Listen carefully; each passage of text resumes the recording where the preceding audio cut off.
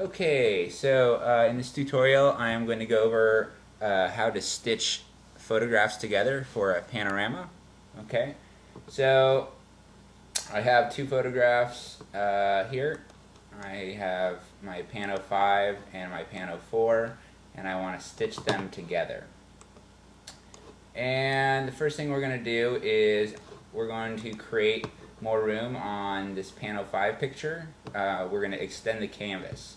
So to do that, I'm going to go to Image, Canvas Size, and I want more canvas added to the right side. So to do that, it's kind of counterintuitive. You click to the arrow to the left, and we want to increase the width, and I'll just double the width to 6.66. Click OK. Now I've increased the canvas. Let me get rid of the lines there. And from here, I am going to click back on Pano 4, and I am going to use my Move tool. I am going to drag Pano 4 into Pano 5 like so. And I'm going to just click back on Pano 4 and exit out because we don't need that. We want to stay organized, so I'm going to double click and put Pano 4. In the background, I'm going to double click and rename that Pano 5. Alright, just staying organized. And what I'm going to do is I'm going to change the transparency on Pano 4, or change the opacity on Pano 4 so that I can kind of see through and align it up just right. Okay, so I'm going to move this over. I'm going to use my arrow keys on my keyboard and get it.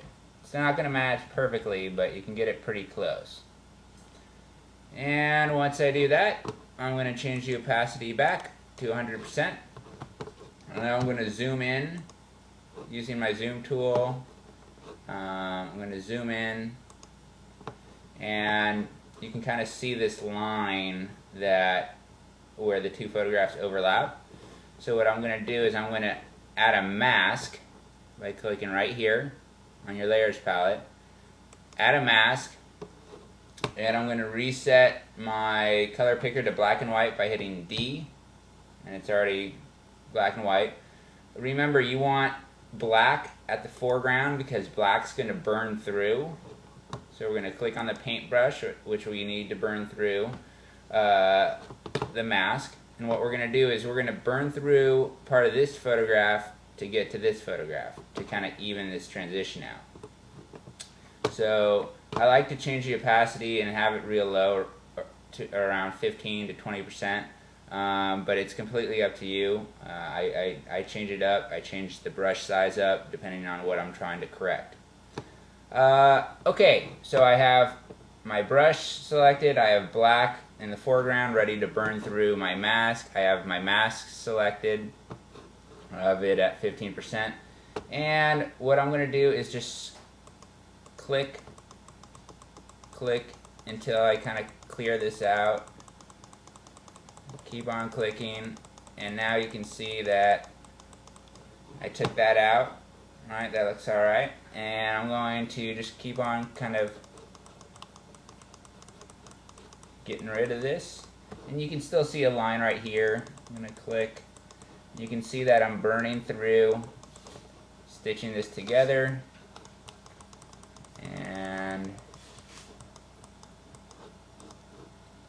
then I'm going to scroll down, and it's hard to tell where the line is here because it's so busy, so that's kind of nice.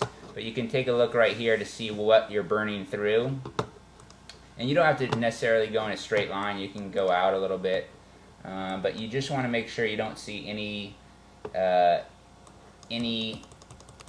line that's a dead giveaway where the two pictures overlap. Okay? Just like so, and then I could zoom out. There you go. And that is how to stitch a photograph together to create a pano. And then you just keep on doing that. Add Pano 3, Pano 2, Pano 1, or keep on adding as many photographs as you have. Alright, over and out.